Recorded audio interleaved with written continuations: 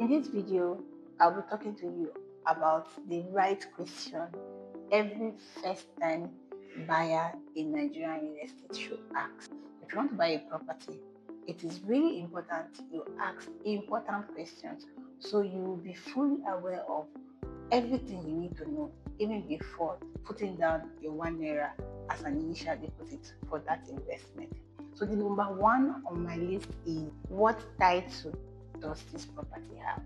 So we know we have different titles. We have the C of O, which is the other part of them all. And then we have deed of conveyance, deed of deeds, etc.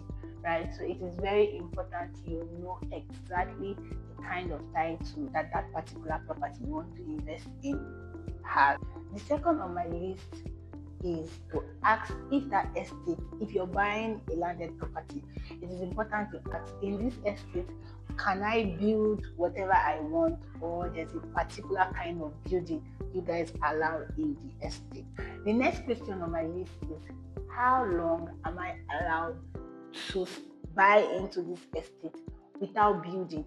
What this means is, there are some estates will tell you when you buy, you have just 2 or 3 years for you to start developing your project. If not, you'll be forced to resell that parcel of land to someone else. So it's very important to ask, is there a duration of time that I can start building, or I am allowed to leave my land there till whenever I have the money to build? So it's very important you ask that question. The next on my list is very tricky.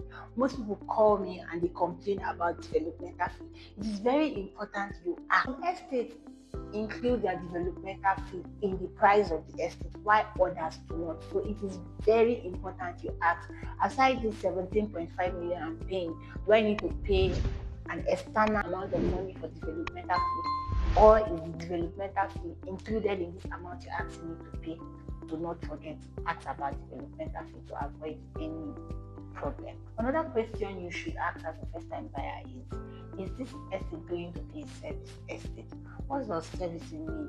There are some estates buying, the developers does not have intention to run the estate at the long run.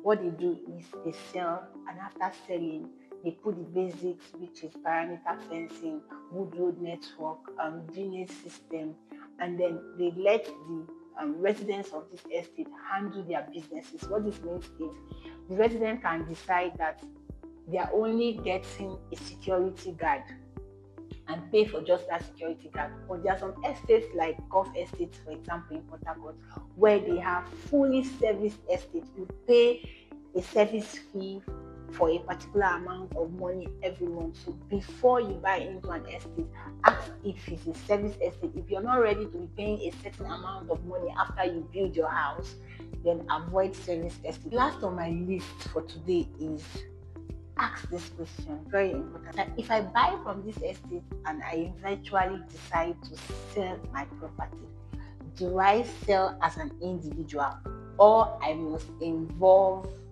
the developers of this estate? Because there are some estates that when you buy into and you want to resell, they don't allow you bring in external realtors.